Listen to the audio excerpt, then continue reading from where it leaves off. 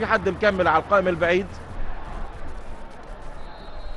ايمن سعيد هيلف عرضيه مقوسه باتجاه المرمى، يلف واحده حلوه وتعدي والهدف، والهدف التعادل. ايمن سعيد مش ممكن، ولا محمود توبه؟ هنشوف مع بعض.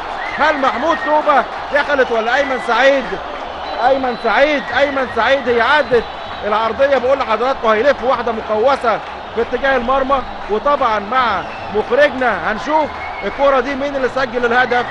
هل ايمن سعيد ولا كان مكمل عبد الله سيسي ولا مين؟ بس اظن انه ايمن سعيد دخلت.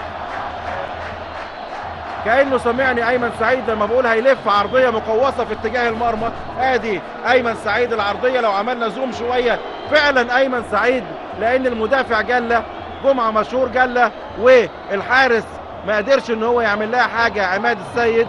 وهدف التعادل للنادي المصري.